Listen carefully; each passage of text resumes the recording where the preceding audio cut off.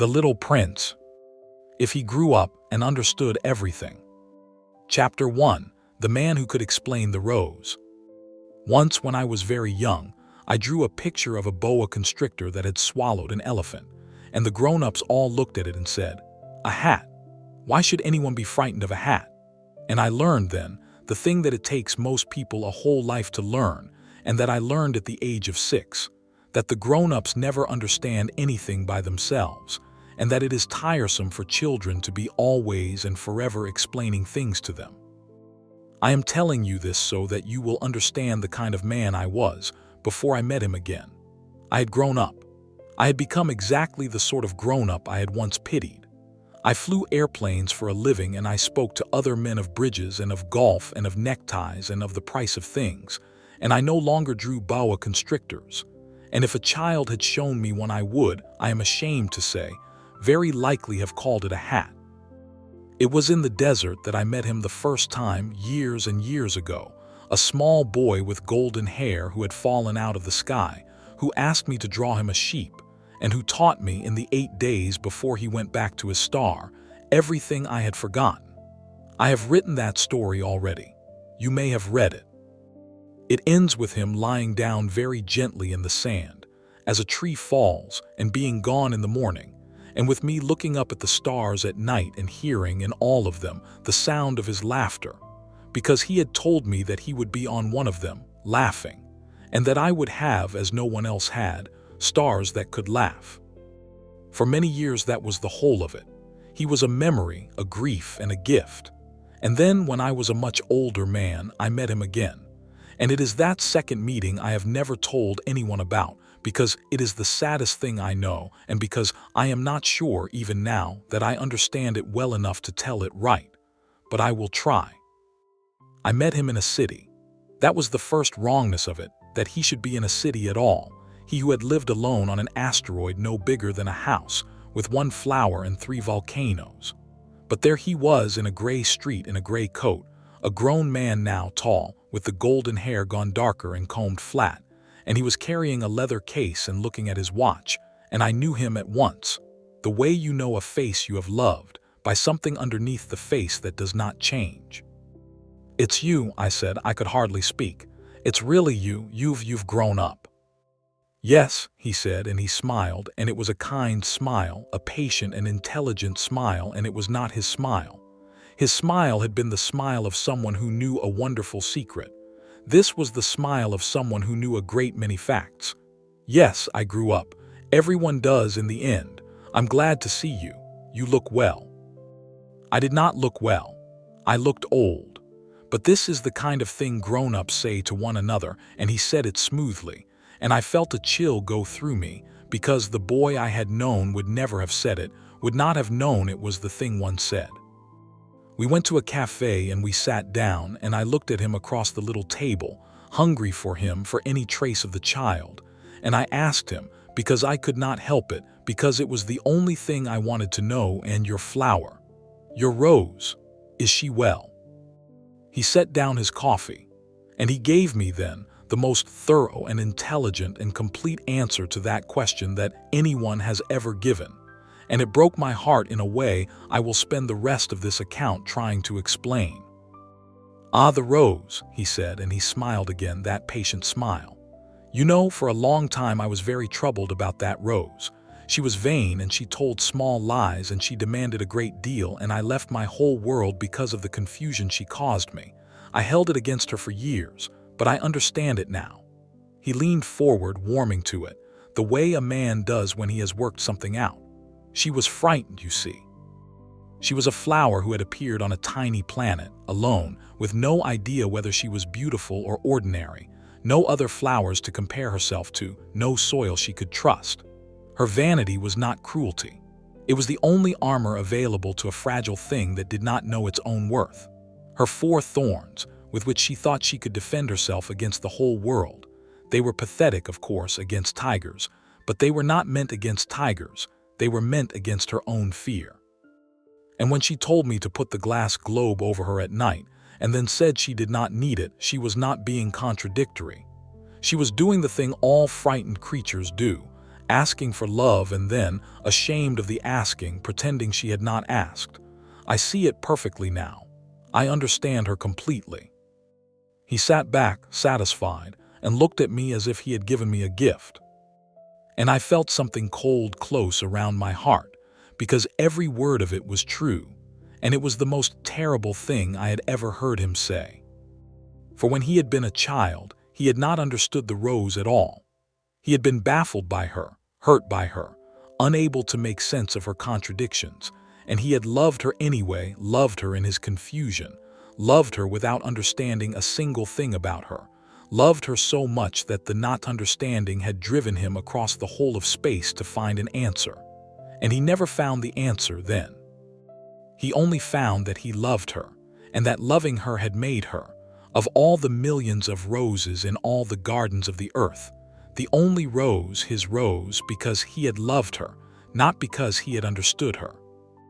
And now he understood her. He had the whole of her explained, laid out, accounted for her fear, her armor, her psychology, every contradiction resolved.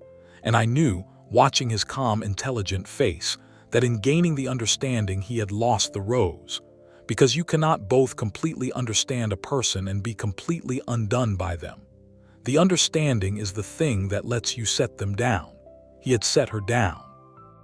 He had explained her so well that he no longer needed to love her, and he did not love her anymore, and he did not even know that he did not, because the explanation had arrived so gently, so reasonably, filling the exact space the love had occupied, that he had never felt it leave. "And so," I said carefully, do you still love her?" He paused. It was a real pause. He was an honest man, and he considered the question honestly. "I have a great deal of compassion for her," he said at last. "I understand her completely, and to understand is, in a sense, to forgive, and to forgive is a kind of love, the highest kind, I think. Yes, I love her in the way that a wise man loves all fragile things." He smiled. "It is a better love than what I had as a child. As a child, I only loved her blindly without understanding anything. Now I love her with my eyes open." I did not say anything. What could I have said? He had everything backwards, and he had arrived at it through nothing but growth and reflection and the honest, patient work of a good mind. And there was no fact I could give him that he did not already know better than I did. And the one thing he had lost was the one thing that cannot be restored by being told about it. He looked at his watch again. "I have a meeting," he said regretfully. "But I'm so glad we found each other. Are you in the city long? We should talk properly. I have understood so many things since I saw you last. I would love to tell you about all of them." "Yes," I said, "I would like that. I would like to hear about all the things you've understood." And so we arranged to meet again, and he went off down the gray street with his leather case, checking his watch. A tall, intelligent, kind man who understood everything. And I sat at the little table with my cold coffee, and I looked up, though it was daytime and there were no stars. And I thought about a boy who had once looked at a box I drew him and seen, inside it, a sheep, the exact sheep he wanted, sleeping. And I understood myself, for the first time, what it was that I had lost when I met him grown. Chapter 2: The Geographer's Apprentice. We met several times that month, and each time he told me about the things he had understood, and each time I went home heavier than I had come. I should explain how it had happened to him, how the boy who fell from a star had become a man who looked at his watch. He told me himself over those evenings not as a tragedy, for he did not experience it as one, but as the story of a successful education, which from the outside is what it was. After he had gone back to his planet, after the snake, after the falling as a tree falls in the desert sand, which had not killed him, as I had feared all those years, but had only been the means of his returning, the way you have to leave the heavy body behind to travel so far.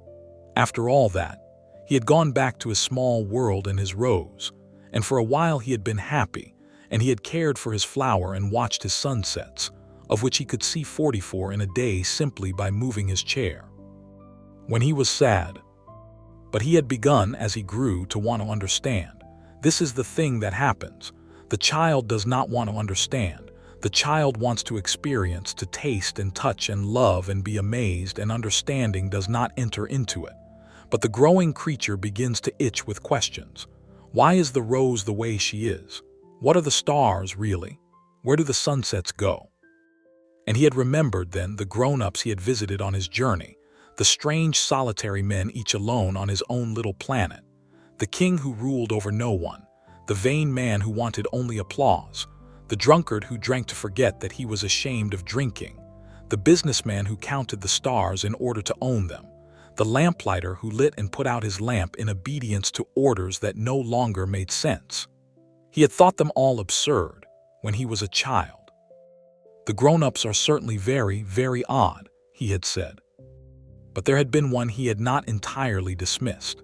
The sixth planet had belonged to a geographer, an old gentleman who wrote enormous books, and who had told the little prince that he, the geographer, was too important to go and look at the things he wrote about, that he did not go and count the mountains and the rivers and the seas himself, but sat at his desk and received explorers and recorded what they told him. The little prince had thought this strange then. But the geographer had said one thing that had lodged in him, that he had carried for years, that had in the end undone him. The geographer had said, "We do not record flowers. Flowers are ephemeral. They are threatened by speedy disappearance. We write only of things that do not change." "What does that mean, ephemeral?" the little prince had asked. "It means," the geographer had said, "which is threatened by speedy disappearance." "Is my flower threatened by speedy disappearance?" "Certainly it is." And the little prince, the boy, hearing this, had felt only sorrow and a fierce protective love. "My flower is ephemeral, and she has only 4 thorns to defend herself, and I have left her all alone." And the love had driven him on. The fact had served the love. That was how it worked in the child. Facts were small things that fed the great fire of feeling. But the man told me that he had thought about the geographer's words for many years on his small planet, and that slowly the relation had reversed. He had begun to want to be the geographer. He had begun to want to record the things that do not change, to write the enormous books, to understand the permanent truths beneath the ephemeral flowers, to be the one who knew, rather than the one who merely felt and was confused. And the more he understood, the more peace he had, for understanding is peaceful in a way that loving never is. And the rose, who was ephemeral, who was threatened by speedy disappearance, became, in the great calm books of his understanding, a single well-explained entry, filed under the psychology of frightened things, accounted for, and no longer able to wound him, and no longer able to be loved. "I became the geographer," he told me with satisfaction, not knowing he was telling me the saddest thing in the world. "I sit at my desk now, you might say, and I understand the whole of my small planet and the rose and the sunsets and even the snake, especially the snake." "The snake," I said, and my throat was dry, for I remembered the snake, the yellow snake the color of moonlight, who could send anyone back to the land from which he came, who had spoken in riddles and offered the prince a way home that was also a kind of death. "What do you understand about the snake?" "Ah," he said, and he smiled the patient smile. "When I was a child, the snake frightened and fascinated me. It seemed full of mystery, full of meaning I couldn't grasp. It spoke in riddles, and I thought riddles were a sign of something deep. But I understand it now. The snake was simply death, the plain fact of mortality, which a child cannot face directly and so dresses up in riddles and moonlight and mystery. There is nothing mysterious about death. It is the cessation of biological function." The snake's riddles were not wisdom. They were the veil a frightened mind throws over a simple fact. I find I am not frightened of the snake at all anymore. How could one be frightened of a fact? And I thought, yes, that is exactly it. How could one be frightened of a fact? And how could one be moved by one, or amazed by one, or saved by one? You have turned everything into facts, and facts cannot hurt you. And that is precisely the trouble, because the things that cannot hurt you cannot reach you either. And a star that cannot make you weep cannot make you laugh. And you have made yourself safe from the snake by making yourself safe from everything. And you do not even know what you have lost. because the loss itself has been filed and explained and set down in the Great Calm Book. But I did not say it. I had learned by then that there was no saying it. Instead, I asked him gently, "And do you still see your sunsets? Do you still move your chair to watch them when you are sad?" He looked at me, and for just a moment, something moved behind his intelligent eyes, something that might have been the boy, surfacing, the way a fish rises once and is gone. "I'm not often sad anymore," he said. "Understanding things has made me very calm." And then, after a pause, more quietly, "I suppose I don't watch them as much as I used to. There doesn't seem to be much point. A sunset is only the rotation of a planet relative to its star. I know exactly what it is." "Yes," I said, "I'm sure you do." And we sat in silence, the two of us, the old pilot and the grown prince, and outside the cafe window the sun was going down over the gray city, turning the windows of the buildings to gold. One of the 44 sunsets he no longer moved his chair to see, and he did not look at it, and I did. Chapter 3, The Fox Explained. There was one more thing I had to ask him about, and I put it off, because I dreaded the answer, and because I think I already knew what it would be. The fox. When he had been a child traveling on the earth, he had met a fox in a wheat field, and the fox had asked him to tame it. "What does that mean, tame?" the little prince had asked, and the fox had answered. "It is an act too often neglected.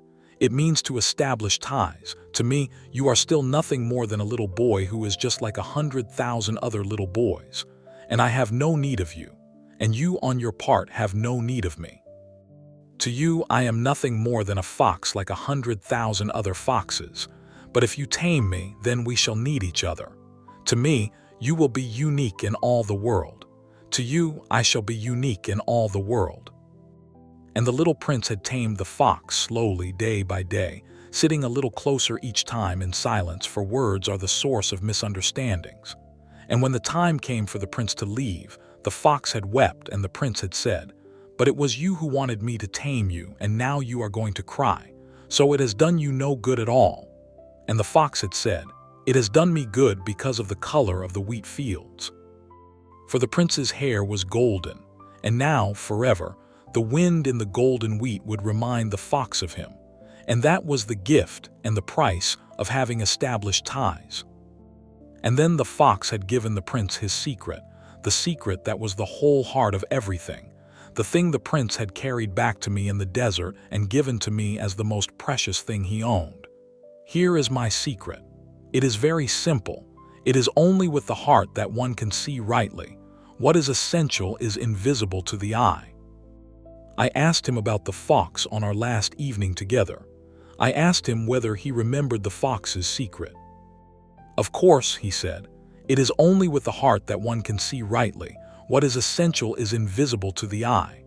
I have thought about it a great deal." He folded his hands. He was going to explain it. I could see that he was going to explain it, and I wanted to reach across the table and stop his mouth, but I did not, because there is no stopping it once a person has begun to understand. "It's a beautiful saying," he said, "and as a child I took it as a kind of mystical truth, something beyond reason. But I understand now what the fox actually meant, and it is not mystical at all. It is a precise psychological observation." The fox was describing the phenomenon of attachment, the way that emotional investment, repeated positive association over time, causes a particular object to become subjectively unique to us, even though it is objectively identical to thousands of others. My rose was, objectively, an ordinary rose. There were 5,000 just like her in a single garden, as I discovered, to my great grief. She was unique to me because I had invested time and care in her, because I had, as the fox put it, tamed her, or been tamed by her. The invisible essential the fox spoke of is simply this subjective value, which is real to the one who feels it but has no existence in the object itself. The fox was teaching me about the nature of meaning. That meaning is not found in things but assigned to them by the meaning maker. It is, when you understand it, a rather modern and even scientific. The fox was very wise. He looked at me, pleased, expecting me to be pleased. to be impressed by how thoroughly he had understood the thing he had once merely felt. And I want to tell you that he was wrong, but the dreadful thing, the thing I have not been able to get past in all the years since, is that he was right. Every word of his explanation was correct. That is, in fact, what the fox's secret describes. Attachment, repeated association, subjective value, meaning assigned rather than found. A modern psychologist would not change a word of it. He had understood the fox's secret perfectly, completely, with his open and intelligent eyes. And in understanding it, he had killed it. Because the fox's secret was never meant to be understood, it was meant to be lived. It is only with the heart that one can see rightly. And the moment you see the secret rightly with your mind, the moment you explain it, you have stopped seeing with your heart. And so the very act of understanding the secret is the act of violating it. The secret is a door that opens only one way. You can pass through it into love, but if you turn around inside love and try to look back at the door and understand how it works, the door is gone, and you are standing in an ordinary field looking at an ordinary fox, and the wheat is just wheat, and it does not remind you of anyone, and you cannot see anymore what is essential, because you have at last made it visible to the eye. And the eye, it turns out, was exactly the wrong organ all along. He had taken the most beautiful and important sentence he had ever been given, the sentence that had once let him see the whole world ablaze with hidden meaning, and he had turned it into a true and accurate and lifeless description of a psychological mechanism. And he was proud of the work, and he did not know, he could not know. For the knowing was the very faculty he had lost, that he had explained the light out of his own eyes. Yes, I said, my voice did not sound like my own. The fox was very wise. I'm so glad we've had these talks, he said, gathering his coat, for it was late. There's no one else I can really discuss these things with. Most people never get to the bottom of them. They go through their whole lives with these half-felt mystical notions and never do the work of actually understanding them. But you and I, we've always wanted to really see, haven't we? To understand things truly. Yes, I said, we've always wanted to really see. And he smiled and shook my hand, his grip warm and firm and grown-up. And he said we must do this again. And we both knew, in the way that grown-ups know such things and do not say them, that we would not, that the city would swallow us up into our separate businesses, that this was goodbye. And he went out into the night, a tall, kind, intelligent man who understood everything, and I watched him go, and then I looked up. It was night now. The stars were out even over the gray city, faint but there. And I looked for his star, the one he had told me long ago he would be laughing on, and I could not find it.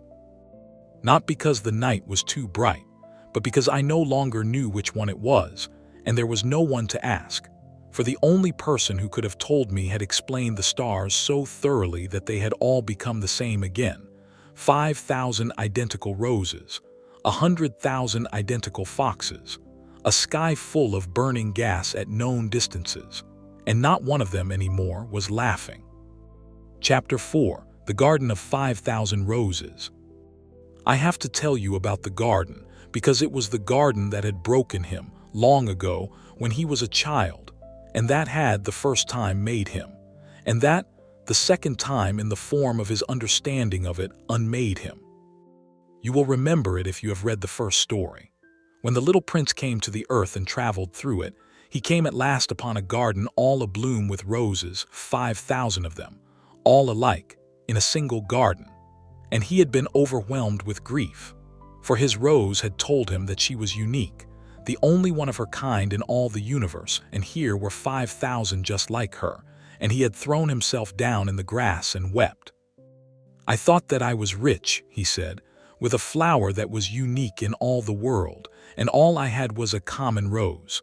A common rose. That doesn't make me a very great prince at all. And it was then, out of that grief in that garden, that he had gone to the fox, and the fox had taught him to tame, and he had come back to the 5,000 roses and said to them the most important words of his whole journey. You are beautiful, but you are empty. No one could die for you. To be sure, an ordinary passerby would think that my rose looked just like you. but in herself alone she is more important than all the hundreds of you other roses, because it is she that I have watered, because it is she that I have put under the glass globe, because it is she that I have sheltered behind the screen, because it is for her that I have killed the caterpillars, except the 2 or 3 that we saved to become butterflies, because it is she that I have listened to when she grumbled or boasted, or even sometimes when she said nothing, because she is my rose. That was the triumph of his childhood. That was the thing he understood with his heart and not his eyes, that the 5,000 identical roses did not diminish his rose at all, because his rose's value had never been in her uniqueness as a fact, but in the ties, in the time, in the love, and that this made her more unique, not less, infinitely unique, unique in a way that no botanical fact could touch, because she was unique to him, and that was the only kind of unique that mattered. I asked him, on one of our evenings, whether he remembered the garden of 5,000 roses. Vividly, he said. It was a turning point for me. As a child, it caused me terrible distress, and then the fox helped me resolve it, and I felt I had learned something profound. And of course I had, but I understand the lesson far better now than I did then. Tell me, I said, though I dreaded it. Well, he said, as a child I concluded that my rose was unique because of my attachment to her, that the love made her singular, and that was true as far as it went, but there was a sentimentality in it that I have since outgrown. He said this gently, kindly, as a man speaks of his own youthful errors. Because the truth, the fuller truth, is that the 5,000 roses were also each unique to someone, or could have been. There was nothing special about my rose or my attachment. My situation was entirely generic. Every gardener thinks his rose is the only rose. Every lover thinks his beloved is irreplaceable. It is a universal cognitive bias, a very useful one evolutionarily, for it keeps us tending our particular gardens, but it is a bias all the same. My rose was a common rose, exactly as I feared in the garden, and my love for her was a common love, exactly like 5,000 other loves, and the fox's lesson, properly understood, is not that my rose was special, but that the feeling of specialness is a universal mechanism that attaches indiscriminately to whatever we happen to tend. I find this a much more honest and mature understanding. It cured me, you might say, of my distress in the garden. I am no longer troubled by the 5,000 roses, because I understand that my rose was one of them all along. And there it was. There was the whole catastrophe complete. For he had walked, as a man, back into the garden of 5,000 roses, and this time he had not wept, and this time he had not gone to the fox, and this time he had not said, because she is my rose. This time he had looked at the 5,000 roses, and at his own rose among them, and he had understood correctly, accurately, maturely, that there was no difference, and he had let his rose sink back down into the 5,000, become one of them, a common rose exactly as he had feared as a child, except that now the fear was gone because the love was gone, and there is no fear of losing a thing you no longer love. And so he called the absence of the fear peace, and the absence of the love maturity, and the loss of everything understanding. The child had stood in the garden in grief and had been given out of that grief the secret that saved him, that love makes the common thing infinitely precious. The man stood in the same garden in peace and had given the secret back, had understood his way out of it, reasoned the preciousness back into commonness, dissolved the one rose back into the 5,000, all the while believing he was growing wiser. And he was not wrong about a single fact. The rose was common. The love was generic. The feeling of specialness is a mechanism. Every word of it is true. And it is the truest possible way to lose everything that ever mattered. I understood that evening what the first story had really been about, though I had not understood it when I lived it or even when I wrote it. I had thought it was a story about a child teaching a grown-up to see. But it was really a story about a moment, a brief, impossible, holy moment in a single human life, when a person stands in the garden of 5,000 roses and chooses, against all the evidence, against all the facts, to say, because she is my rose. The child can say it because the child does not know the facts. And the wise old man, sometimes, at the very end, after a whole life, can say it again, can come back around to it, can choose it knowing all the facts, which is a far rarer and more difficult thing. But in between, in the long middle of a life, in the time of growing up and understanding and becoming the geographer, there is a stretch where a person knows just enough to dissolve the rose back into the garden and not yet enough to choose her out of it again. And most people live their whole lives in that stretch, and he was in it. And I could not tell whether he would ever come out the other side, because the thing about that stretch is that the people inside it feel that they have arrived, that they have understood, that there is nowhere further to go. "You look sad," he said to me, kindly noticing. "Have I said something to upset you?" "No," I said. "I was only thinking that I am very old now, and that I would like, before I die, to stand in a garden of 5,000 roses and find that one of them is mine." He looked at me with affection and a little pity, the way you look at someone who has not yet understood something that you understood long ago. "That's a lovely sentiment," he said. "But you know, of course, that the rose wouldn't really be different from the others. It would just feel that way to you." "Yes," I said, "I know, that's exactly what I'm hoping for." And he did not understand what I meant, and I saw that he did not, and I was glad in a strange and sorrowful way, because his not understanding it was the last sign that there might still be, very deep down, under the geographer and the facts and the open, intelligent eyes, a door that had not been entirely explained away, a small locked door, with a child behind it waiting, perhaps, to be let out again someday, by some grief large enough to do what no fact can do. Chapter 5: The Sheep in the Box. I want to go back now to the very beginning of everything, to the sheep, because it was the sheep that first told me who he had been, and it was the sheep, in the end, that told me what he had become. When I met him in the desert all those years ago, the first thing he ever asked me was to draw him a sheep. And I, who had given up drawing at the age of 6 because the grown-ups could not see my boa constrictor, tried to draw him a sheep and could not. I drew a sheep that was too sickly. I drew a sheep that was a ram with horns. I drew a sheep that was too old. And the little prince rejected them all patiently, for he knew exactly what he wanted, though he could not have told me. And at last, out of impatience, I drew him not a sheep at all but a box, a simple box with 3 holes in it, and I said, "This is only his box. The sheep you asked for is inside." And his face had lit up. "That is exactly the way I wanted it," he had cried.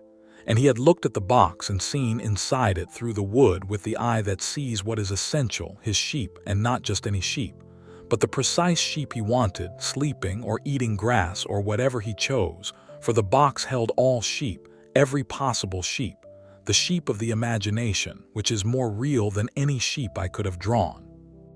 That was the child. The child looks at a box and sees a sheep.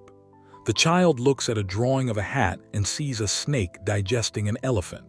The child does not need the thing to be shown.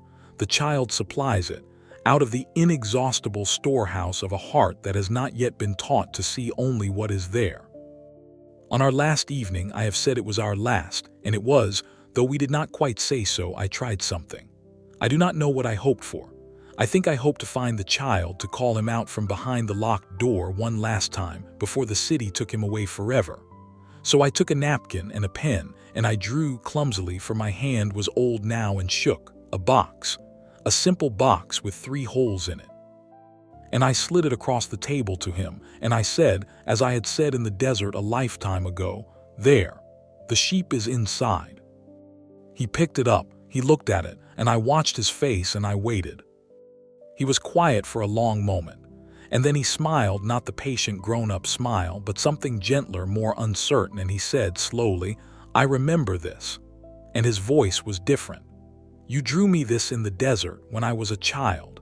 You couldn't draw a sheep, and so you drew the box, and you told me the sheep was inside, and I was so happy." "Yes," I said, my heart was pounding. "And can you see him? Can you see the sheep?" And he looked at the box, at my poor shaking drawing of a box on a cafe napkin, and he tried, I could see that he tried, that he wanted to, that somewhere the child was straining against the locked door, and then a kind of sadness came over his face, the first real sadness I had seen in him in all those evenings, and he set the napkin down gently and he said, "No, I can't see him anymore. I know that I'm supposed to. I remember that I used to. I can see the box and I can remember exactly how it felt to see the sheep inside it, the certainty of it, the joy. But when I look now, I see a drawing of a box, 3 lines and 3 holes. I know there's no sheep in it. There was never really a sheep in it. There was only ever my imagination supplying a sheep, and I understand now exactly how and why I did that, and understanding it, He stopped. I can't make myself do it anymore. The understanding is in the way. I can't unknow that it's only a box." And we sat there, the two of us, and for the first time he seemed to grasp dimly the edge of what had happened to him, not the whole of it, but the edge, the place where the loss showed. He looked at the box he could no longer see a sheep inside of, and something in his face was, for just that moment, the child's face, grieving. "Is this what it means to grow up?" he asked me. And it was a real question he was asking me, the way he used to ask me things in the desert with his whole self. "Is this all it is? You trade the sheep for the understanding of the sheep. You learn how everything works, and the price is that nothing works on you anymore. I thought growing up was gaining things. I have gained so much. I understand the rose and the fox and the stars and the snake and the garden. I understand all of it." And I just looked at a box and could not see a sheep.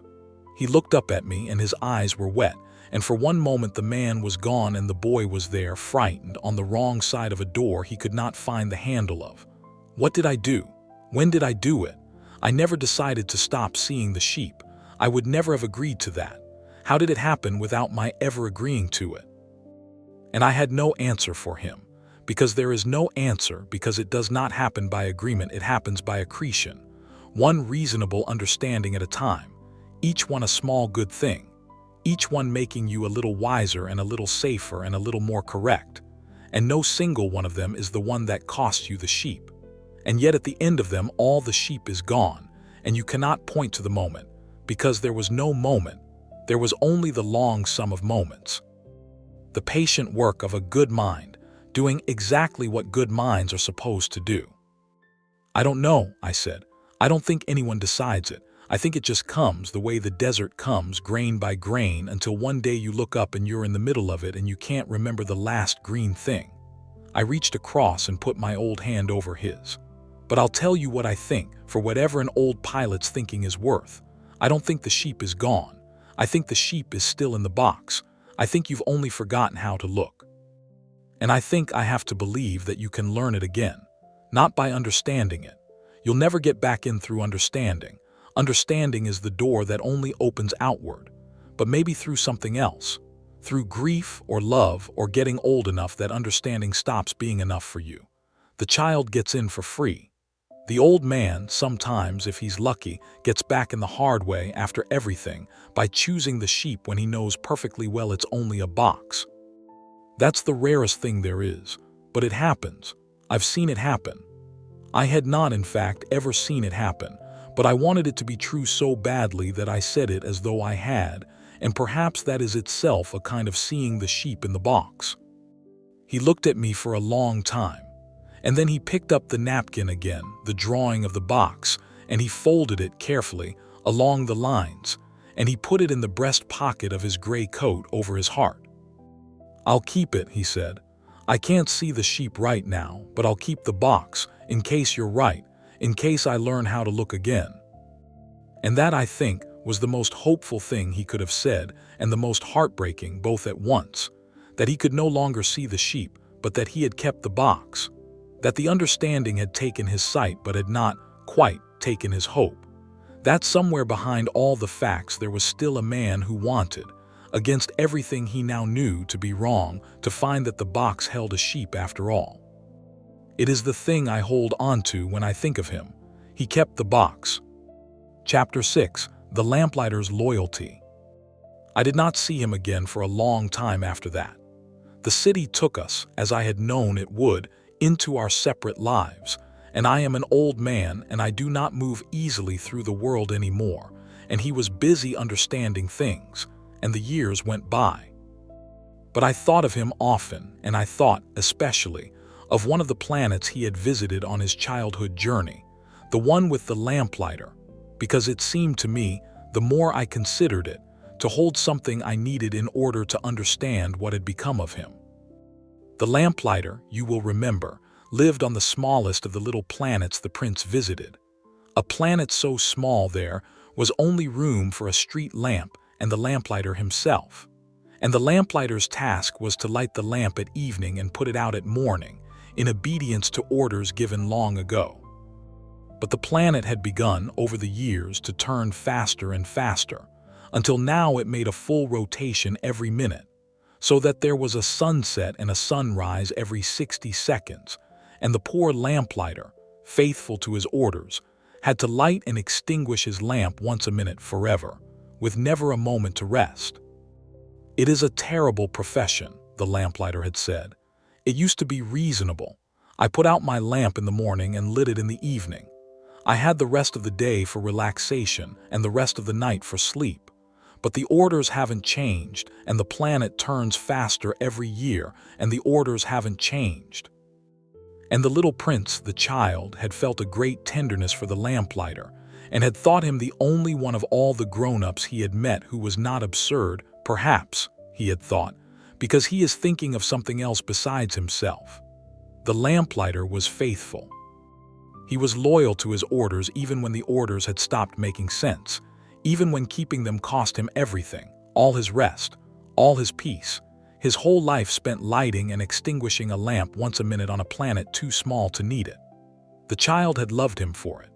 The child had seen, in the lamplighter's pointless, faithful labor, something beautiful, a loyalty that did not ask whether it was reasonable, a devotion beyond calculation.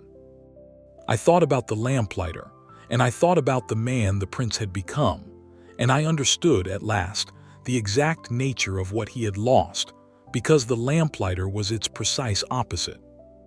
The grown prince would have understood the lamplighter completely, and in understanding him, dismissed him.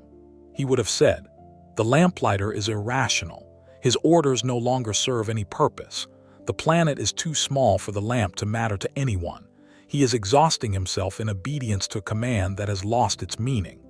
The reasonable thing would be to stop. His faithfulness is not a virtue but a cognitive rigidity, an inability to update his behavior in light of changed circumstances. He should put down the lamp and rest." And he would be right. That is the terrible thing. By every measure of reason, the lamplighter should stop. The orders are senseless.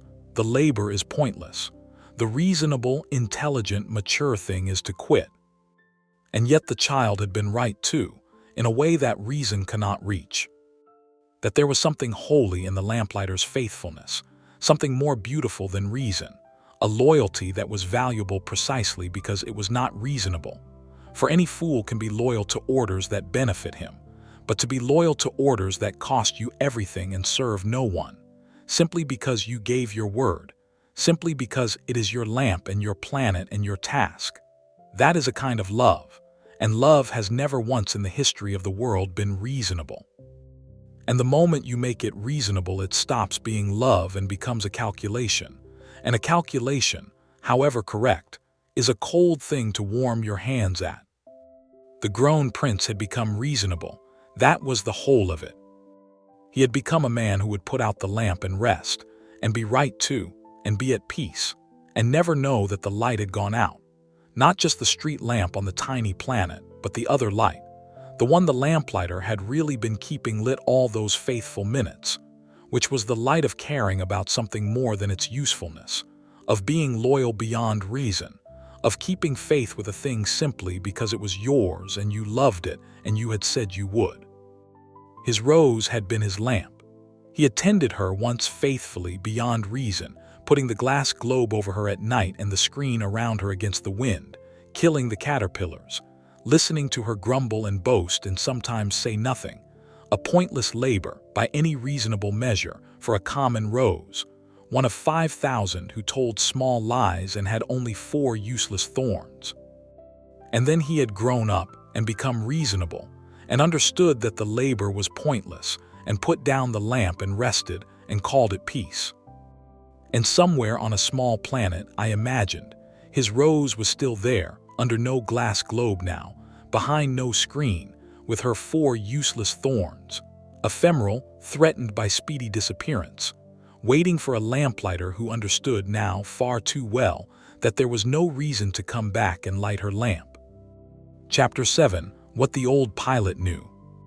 I am near the end of what I have to tell, and I find I must say something about myself, because this is not really only his story. It is mine too, and it is, I suspect, yours. For I was once like him. I told you at the very beginning that I had grown up into exactly the kind of grown-up I had once pitied, that I flew airplanes and spoke of neckties and the price of things, and that if a child had shown me a boa constrictor, I would have called it a hat. That was true. The desert the first time had cured me of it, for a while.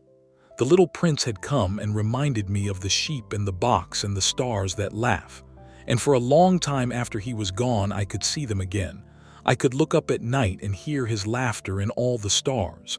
I had, as he promised, stars that could laugh. But here is the thing I have not told you, the thing that is the hardest to admit. Over the years, the long years between the first meeting and the second, I had begun to lose it again. Slowly, grain by grain, the desert had come back. I had begun to forget which star was his. The laughter had grown faint. I had started without ever deciding to understand things again, to explain them, to file them in the great calm book. I too had been becoming the geographer.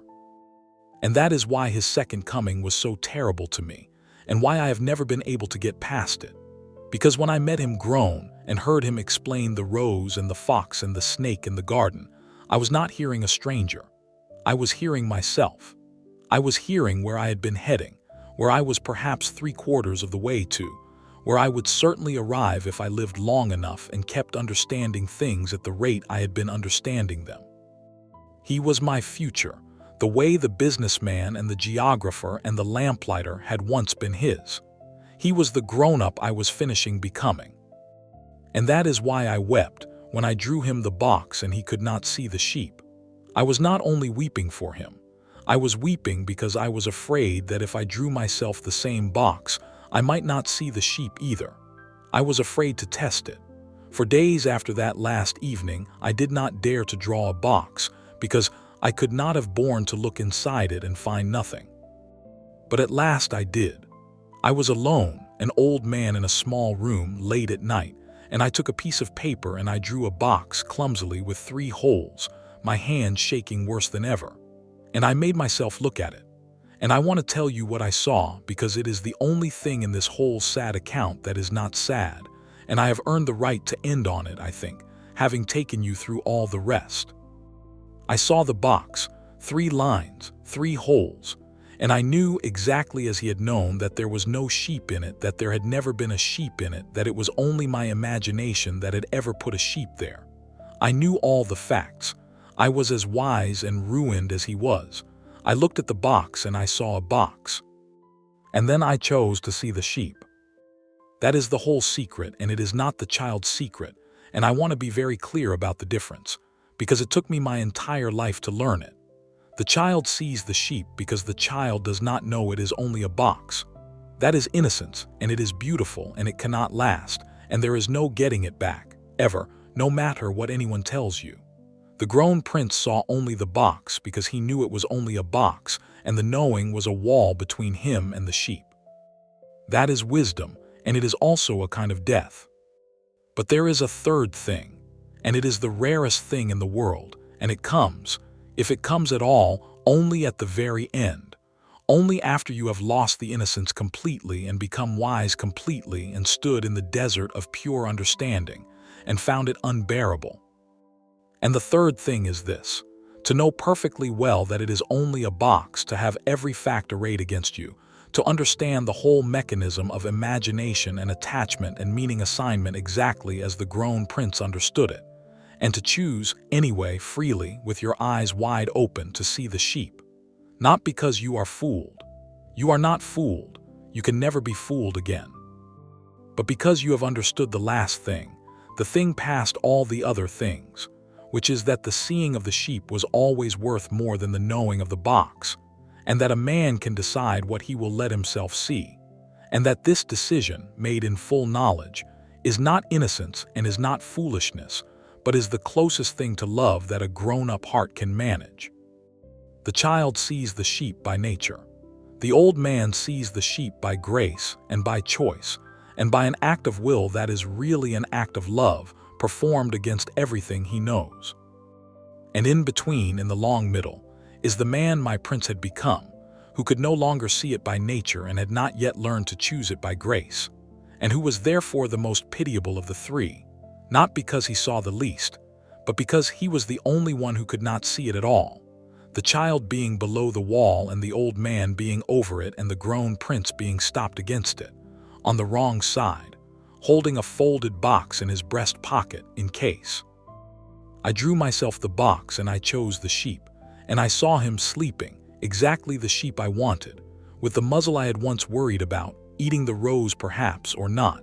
It was my box and my sheep and I could decide, and I wept again, but differently this time because I understood that I had gotten back over the wall, the hard way after everything, and that it was possible, and that therefore it was possible for him too, someday, if some grief came that was large enough. If the rose he had explained away ever truly disappeared, and the loss of her went past all his understanding, and broke the great calm book open at last. For that is the only thing that gets a grown-up back over the wall, a grief that understanding cannot touch. The child does not need it. The old man needs it. And I prayed that night, alone with my box and my sheep, that some such grief would find my prince, which is a terrible thing to pray for someone you love, and the most loving thing I knew how to pray, because the alternative was that he should stay forever on the wrong side of the wall, at peace, understanding everything, seeing nothing, growing old in the gray city with a folded box over a heart that had explained itself into stone. Chapter 8. The Stars That Might Laugh Again. This is the end now, and I have to tell you that I do not know how it came out. That is the truth, and I will not pretend otherwise to give you a tidier ending than the one I have. I never saw him again. I'm very old now, older than I ever expected to be, and he is somewhere in the world or somewhere off it understanding things, or perhaps I let myself hope ununderstanding them, learning the hard way to choose the sheep. I do not know. I will probably die not knowing. But I will tell you the two things I do know, and then I will let you go, for it is late, and I have kept you a long time with this sad story, and you have a sheep of your own to look after, I expect, and a rose, and you should go and tend them while you still can see them. The first thing I know is that it can happen to anyone. That is the warning, and I give it to you plainly. You think perhaps, reading this, that you would never let it happen to you, that you will keep your sheep and your rose and your stars that laugh, that you will never become the geographer, never explain the fox's secret into a psychological mechanism, never stand in the garden of 5,000 roses and let your own rose sink back among them. But you will not notice it happening. That is the whole danger. It does not come as a temptation you can refuse. It comes as wisdom, as maturity, as the simple honest growth of an intelligent mind, one reasonable understanding at a time, each one good, each one true, each one making you a little wiser and a little safer and a little more correct, and you will welcome every single one of them, and you should, for they are not lies, and at the end of them all you will look at a box and see only a box, and you will not be able to remember when you stopped seeing the sheep, because there was no moment. There was only the long sum of moments, the patient work of a good mind doing exactly what good minds are made to do. The little prince did not fall. He climbed. He climbed all the way up into pure understanding, and from up there he could see everything, the whole of his small planet laid out clear and explained beneath him, and he could no longer see a single sheep in a single box, and he did not even know what he had lost, because the knowing was the very thing he had traded away. And the second thing I know, the thing I hold on to, the thing I leave you with, is that it is not necessarily forever. The wall can be climbed back over, not by going backward. You cannot become a child again, and anyone who tells you to stay young at heart or never lose your sense of wonder is selling you something, because wonder is not a thing you can hold onto by gripping it. It slips out exactly to the degree that you grip it. No, the way back is not backward. The way back is through, all the way through the understanding, all the way to the far edge of it, to the place where you understand so much that you understand, finally, the one last thing, which is that understanding was never the point, and that you can choose, in full knowledge with every fact against you, to see the sheep anyway. That choice is available to you. It will not be available until you are much older and have lost much more than you have lost so far. But it will be there at the end if you can find your way to it. The child sees by nature. The old man sees by grace. And the grace is real and it is earned, and it is the most beautiful thing I know, more beautiful even than the child's innocence, because the child's innocence is given and the old man's vision is chosen. And a thing chosen in full knowledge of its cost is worth more than a thing given for free.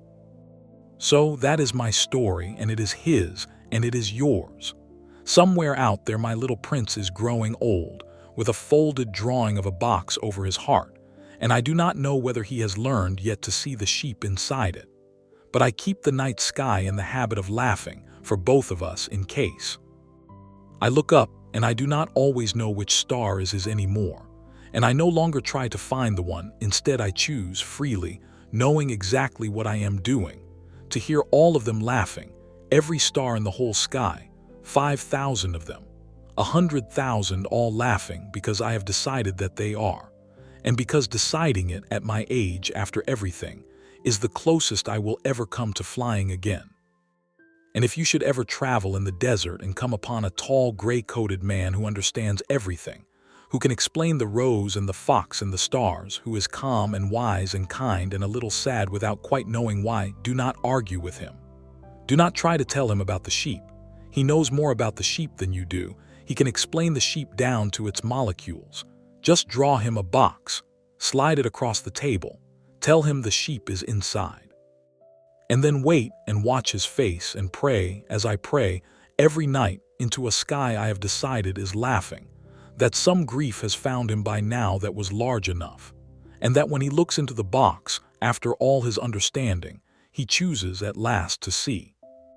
That is all. That is the whole of it. Send me word if you ever meet him whether he saw the sheep.